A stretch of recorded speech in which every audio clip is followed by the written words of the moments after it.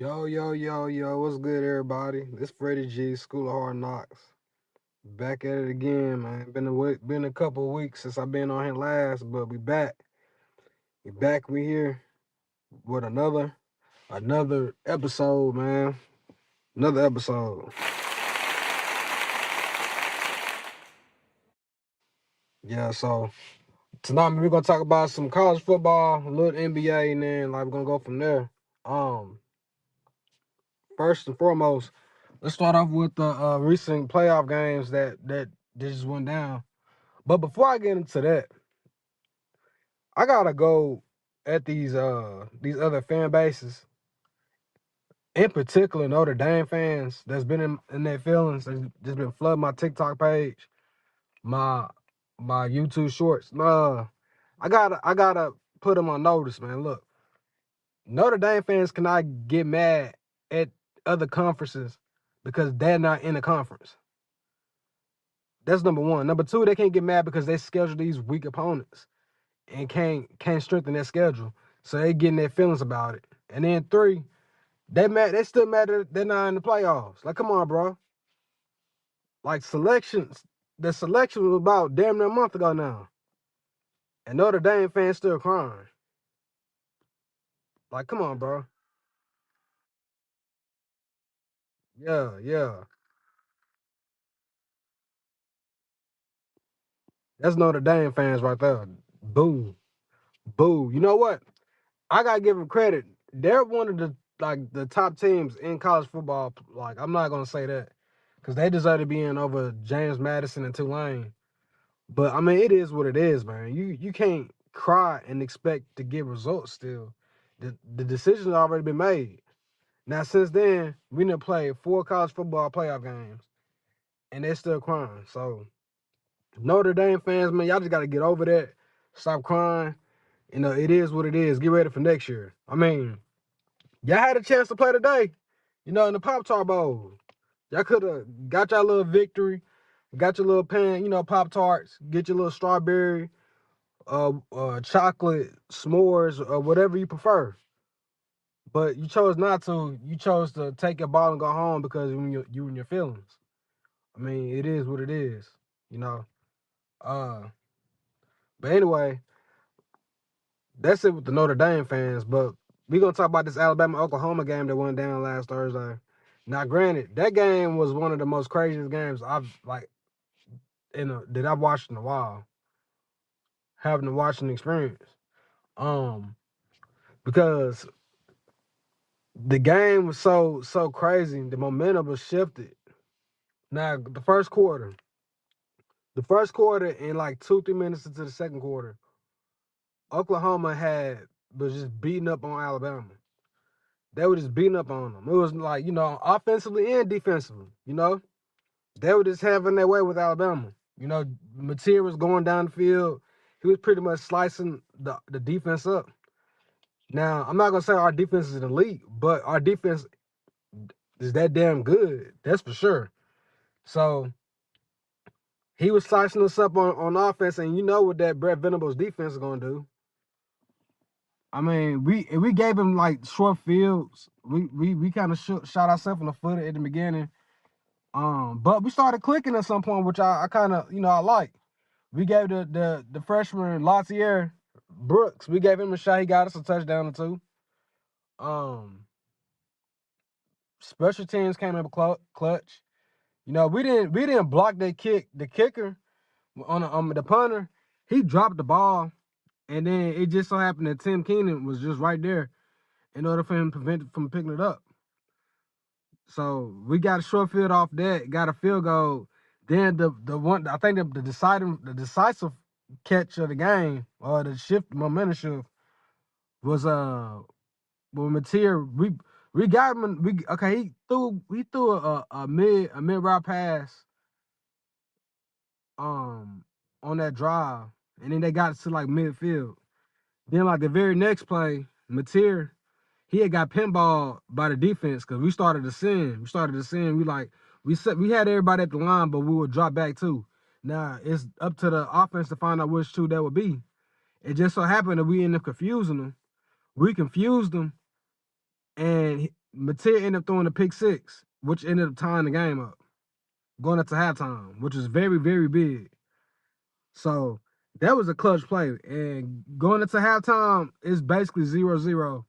And it was like I said, man, you can hear a pin dropping that stadium. Like the momentum has shifted, like pretty fast.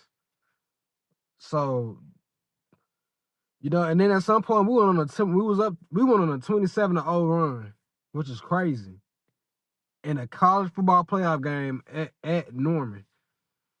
Just a year before, we couldn't even score 3 points. But that's all we could have scored at Norman against. It's not the same Oklahoma team, but the fact that we scored, we went on a 27-0 run. Like that's almost unheard of. So I mean, then we finished it out with a 34-7 run, and we ended up advancing into the Rose Bowl. So congratulations to Alabama, man. We made it. I think that's our first playoff game we done won in 4 years. So, that's great. We got the job done. Now it's on to Indiana, the Rose Bowl. A lot of things about this game too that I find very interesting. A lot of good coaching ties. Cause I think Coach KB, he was over there in Indiana. Kane Romack was over there in Indiana, and Coach Conetti, he was actually Nick Saban's first wide receiver coach. He actually was the one that recruited Julio Jones. And his tenure was from like 2007 to 2011. So, that was that's a lot of ties in that game.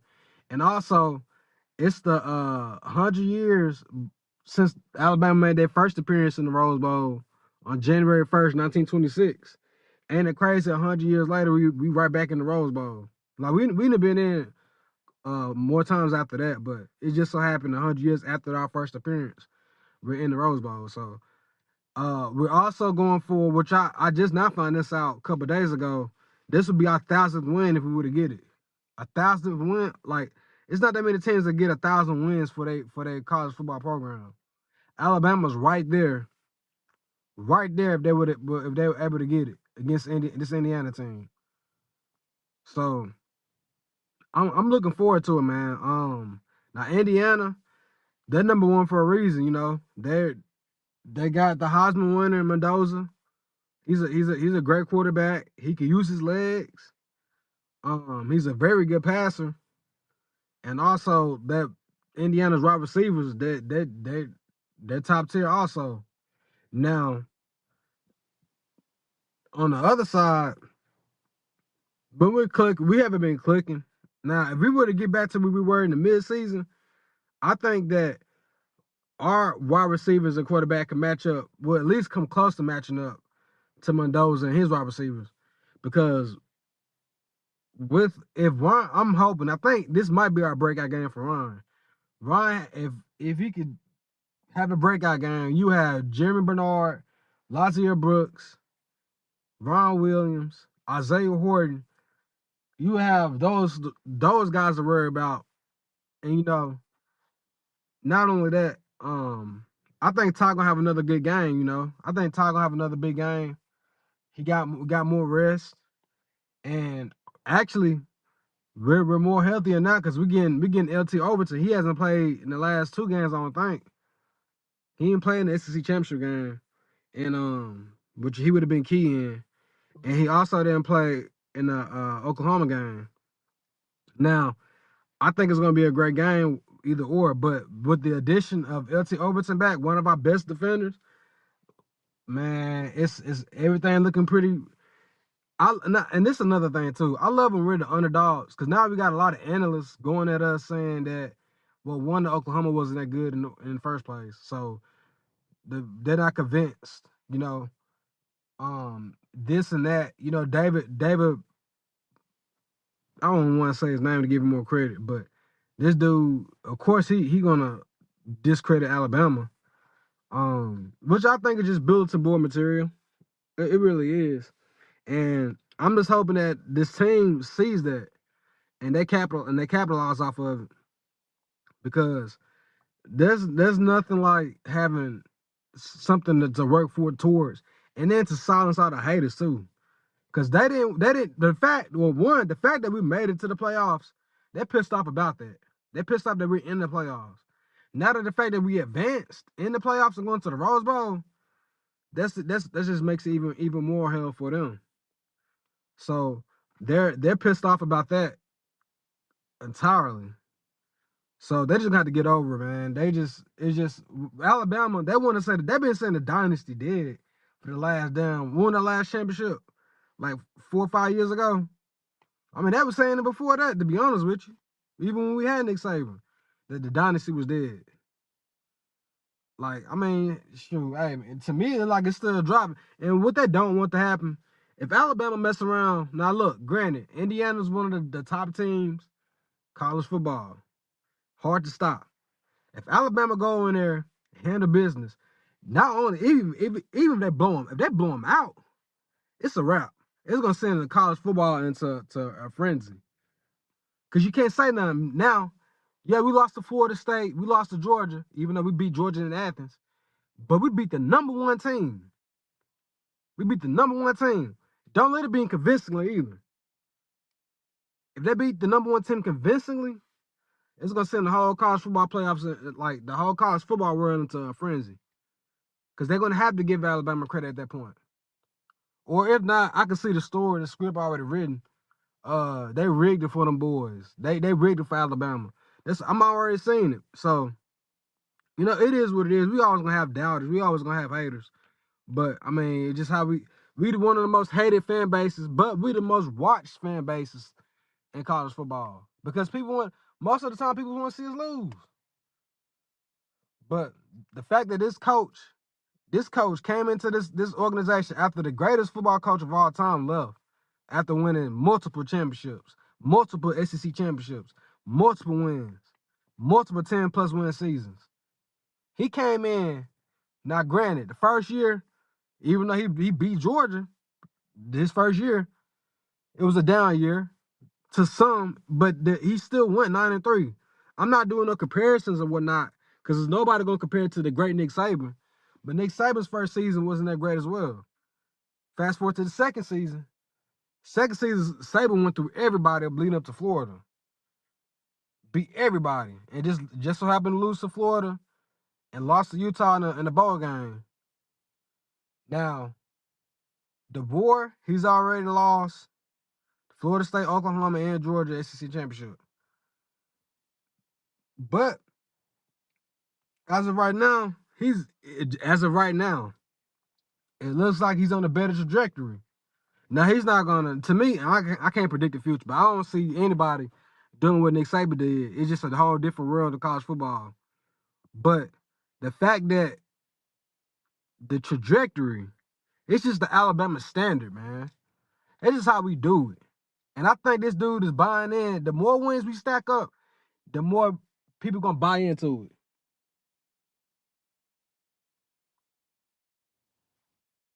So, I mean, I'm loving it. I'm loving the energy. I'm loving the confidence. Every day go by, I'm getting more confident about this game, and I'm hoping it stays along. Now these other games is coming up. Now Texas Tech they're going against Oregon. Now that's a good game. That's gonna be a good game too. I ain't really decided who I'm gonna pick on that one, because I think both teams have about the same amount of weaknesses as well as strengths. Because I haven't watched that many Oregon games or Texas Tech games, but I have watched a couple. A little bit more Oregon than Texas Tech. But Dan Lanning, man, that's a hard coach to coach against right there, though. So I mean, it's just how you roll your dice. This man's always amped up. He's always amped up, and I could see in a world where Oregon end up if we do play our cards right, we might end up playing Oregon in the next round. So that's gonna be a great game. I've been wanting for that matchup because I got a homeboy that's he been an Oregon fan since we was like in middle school, and I've always wanted Alabama playing against Oregon. Just so me and him can have it out. But yeah, on the other side of the bracket, you got Ole Miss and Georgia going at it again. I don't know how that's gonna play out either though, cause that might go either or as well. Georgia's a great team, don't get me wrong, but Ole Miss, I just like they like the sleeper, man. I can't sleep on them. They might come out and do something. Cause now that like even though they ain't got Lane Kiffin, like Pete Golden, like it's just like man, you gotta it's the SEC. You don't know what can happen on that degree. So um then you got Miami and Ohio State. Now, if Carson Beck plays how he's supposed to play, no interceptions and whatnot, I think it might be a good game. I think Miami might end up beating Ohio State. Miami end up beating Ohio State. They'll go ahead and shut up all the Ohio State fans that's been on my TikTok as well too, because they just as annoying. Because Ohio State, I gotta give them credit. They had a good season. They got good recruits. They got all these and this and what that. You know, they got a lot of things going good for them. But I just don't see in a perfect world where if they were to play any other type of schedule, they would have the same amount of success. They might win. They might have a 10+ win season, but you all know if they were in the SEC, that would be it. That would be it. That would be the limit. It's a 10 win season. They might not even get 10 wins. But you know, I can't stress it enough. I really can't stress it enough. But like I said, Ohio State, Julian saying, I just don't know if I think Carson Beck is a better quarterback because he probably have more experience than Julian saying. That's how that's how I feel. I would like to see more from Miami's defense if that's the case. But like I said, man, it's gonna come down to the wire. I think it's gonna be a close game, regardless. So um, I don't know. So salute, Alex. Yeah, I seen that. Michigan got a new hire. I think this coach that Michigan has too. I think that he's more clean. Usually with these past coaches and you know this situation with Sharon Moore, Jim Harbaugh, and the coach before Harbaugh, I think it's a fresh slate. Now that this coach, I think he has a winning record. I think he's a decent coach. Um, he gonna get Ryan Day a run for his money though for the next couple seasons. I think Michigan signed him to a 5-year deal. So that's gonna be pretty good and interesting to see. Um, but yeah, man, that's a great hire for Michigan. That's a great hire. I actually, to be honest with you, the whole situation with that dude, with that Sharon Moore situation, man, that was almost a tragedy. But the fact that they kind of knew before all of it went down, that is to have enough evidence, which is like the more you look into the story, the more crazy it get. Like the more the dude they break up, which I think I'm not too sure how it went, but he had a choice to either have her like transferred to another university or have her fired, whichever the one. And I think he picked the latter, which is crazy. Cause he gave her a raise and everything, which is also nuts. But then like not only that, she ended up breaking up with him. Went to like not only did she break up with her, she ended up going to university, told her everything, a lot of all the information, the text messages, emails, and then saying that he was like going crazy over the fact that she yeah, that's another thing too. The fact that she's still employed is crazy, bro. Like I look, he knew what he was doing. You know, he guilty. He 100% guilty. Cause I heard that he like got her pregnant, she had an abortion, all that. But the fact of the matter is, she knew that he was married too, though. So and you had to keep it secret. I mean, you had to do something in order to like, to keep yourself all right. But the fact that she's still employed is crazy to me. That's just crazy to me, man. The 80 knew since last summer. She see, look, I heard, I really heard like ever since Harbaugh had left, they said that they've been watching, like investigating and whatnot.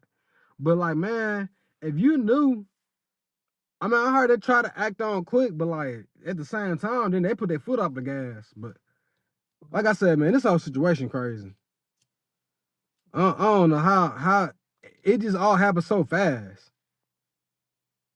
Like it all happened so fast, man. But yeah, going forward, I think next season Michigan gonna have like they still gonna be up there. Y'all still gonna have a good season. I mean, y'all didn't necessarily, if anything, y'all probably took a step forward. Y'all handled it. I mean, I don't know. I don't the way that the AD handled it though, man. I can't even say y'all handled it well, but the cleanup process of it right now, y'all hired a good coach. It starts there, I guess. So I mean, it is what it is right there.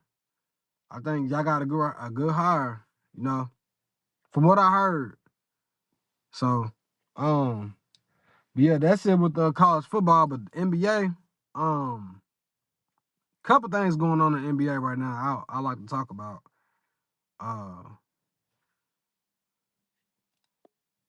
that's why. So that's why people want the 85 to. Yeah, man. And all these scandals happen under his watch. Cause it's more than one. The fact that he had three like crazy scandals happen under his watch is pretty mind-boggling. And the fact that he's still employed too, it blows my mind. It definitely blows my mind. That's crazy.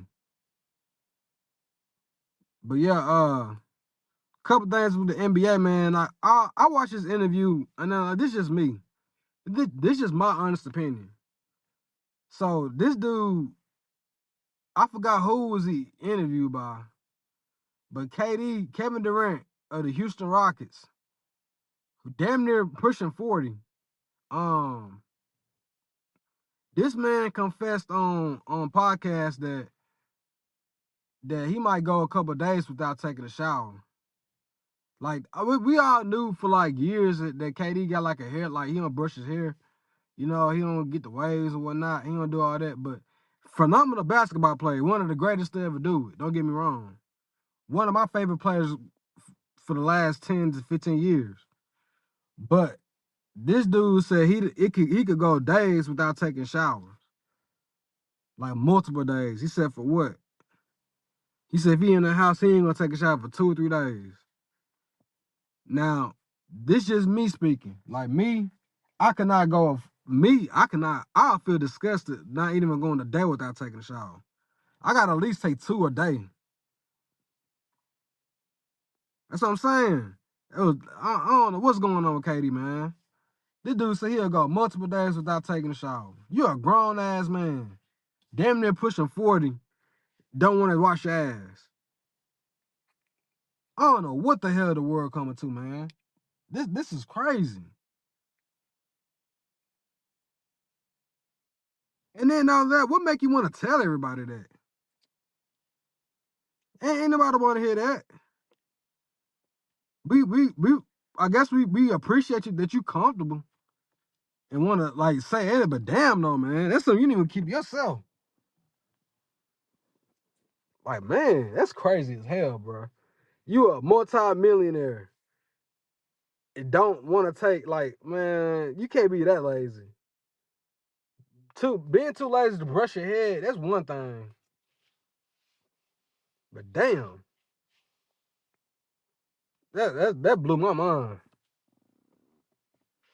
But yeah, man, shout out to them. I guess they top in the West. Better stay away from that nigga. But better stay away from that dude. But anyway, gotta talk about them OKC Thunder, the Golden State Thunder or the Chicago Thunder. A lot of people had these dudes going 74-8 or 73-9. They said when this started coming up, I had a conversation with Showtime. That's my brother right there. I told him, I said, bro, they're not beating that record. And even though he said he can see them breaking it, I shit you not. Not even a week later, these dudes done lost 3 games. Now I think, how many games? How many games they already lost? I think they already lost 4 games though, or they 5, either 4 or 5 games. But hell, 3 of them came at the courtesy of the Spurs within a damn month. So I mean, these dudes want to call them the greatest, but they want to call one of the greatest teams to ever do it. One of the greatest teams ever. Granted, they had a phenomenal season last year. They won the championship. They had the MVP. They on top of the world right now. They got a young core, a young team. These dudes in their mid-20s, like they could be at their top game for the next 5 to 10 years. But, and it's a huge but, if they perform like they've been performing against the San Antonio Spurs the last 3 times, they're not getting back to the finals. Because they're gonna be the Spurs gonna be in the way. Because the Spurs, they're gonna be running the NBA for the next 5 to 10 years too.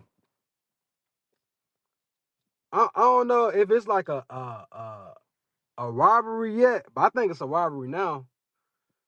But this OKC, yeah, they 26-5. They're not. It's nowhere in the hell they're going 73-9 or 74-8. You telling me that they're only gonna lose 3 more games the rest of the season? They just lost 3. They just lost 3 damn games to the same team within a damn month in that conference. No, they're not. Nah, that people like to be in the moment and like nah. And Wemby don't like shit. So he don't. He really don't. I think he already stated that he don't like shit. But look, that's a good robbery right there, too, big man. But I'm gonna go ahead and tell you too, like I said, man. People like to live in the moment. They like to judge off the past. They want to say like, man, this team they're better than 7-3. Like, look, man, look, the Chicago Bulls, to me, even though Golden State, I watched. Look, I was born in '97, so I didn't get to watch it. I didn't really start watching the NBA till about 2010, 2011 anyway. But I watched that whole 2015 and 2016 season. I watched pretty much all that season. And Golden State, they made it look so effortlessly and easily, man. They to me, I hate how that finals ended just because of that. Like, they had a phenomenal season. It should have been capped off with the championship. Dude went back-to-back MVPs, unanimous, coach of the year, all these accolades, man. These dudes that won multiple games, they came back down from 3-1. They came back down from 3-1 again. That's what everybody like to forget, too. People like to forget this. Golden State went down 3-1 with an injured Curry, an injured Steph Curry. Went down 3-1, came back, beat that same OKC team, then blew a 3-1 lead in the finals. With all that craziness that happened, which we all know what happened, but a lot of, we just ain't gonna get into that. That's another topic for another day. But yeah, Golden State, man, they won 73-9 and didn't win the championship. But it's not gonna be, it's never, at least in my lifetime, I know, it's not gonna be another time where a team wins 70 plus wins. I just don't see it. Now this team, like State them, they might win 65. I give them 65 wins or 65 wins plus, but that's at best. They're not winning 70 wins. They're not winning 70 games. They're not doing it. When KD was on OKC, he couldn't even beat the Spurs. Yeah. Yeah, I mean, he did in 2016, but I mean, yeah, he did in 2016. That's about it, though. Like, that's right when Tim Duncan was at the end of their career. I think that was Tim Duncan's last year. So, yeah, man. Yeah, they can't keep on comparing these teams, bro. Like I know, like we like to because we in the moment, we seen them. Like man, it just don't. It's just not like that. I don't see Shea winning a unanimous MVP. As good as he is right now, it's a reason why Steph Curry went unanimous. That means he got all the votes. You got players like Joke out here playing. You got players like Wemby. Like, come on now. There's a lot of players at their top game right now that's playing. You ain't finna get no unanimous. But yeah, man, OKC, man, they got a lot to clean up if they trying to win another championship. But they're the top of the West right now. But you know, they keep on losing to the same team. Yeah, like on the other side too, like the Pistons. I gotta say this too. I'm well actually I ain't, cause like last year really got me by surprise. The fact that they was good last year. The Pistons is actually coming up. Now my pops, he a Pistons fan. Now which is crazy. I got Jordan's the GOAT. But my pops, he from Flint. Like my side and my daddy's side, they from Flint. He been a Pistons fan since like Isaiah and them. He was telling me stories about how they pretty much the Pistons were the only team that beat the Bulls, the Celtics, and the Lakers, which is crazy. So, you know, he been a Pistons and he was even especially during '04 when they beat the Lakers. So he been a Pistons fan. You know, he tell me all the stories, but it's good to see like the Pistons being good again in NBA. I think they got a bright future too. I think they're gonna go on a run here on a good run. Cause I really been seeing this for like the last 2 or 3 years though. He's blossomed to one of the best stars in the NBA, like young stars in the NBA. He like on that level with like where Trae Young was at or Luka. You know, he's like at that level, or he's getting there. I can see him getting there. So, man, look, it's gonna be an interesting couple weeks leading to before the All-Star break. But that's all I got for tonight. I might slide back tomorrow, man. You know what I always do. What I always say. I appreciate you, Alex, my boy, for pulling up. We finna probably talk about some more NBA as college football dying down. We finna get into these other sports. You know, it is what it is, man. This is Freddie G, School of Hard Knocks. I'm out.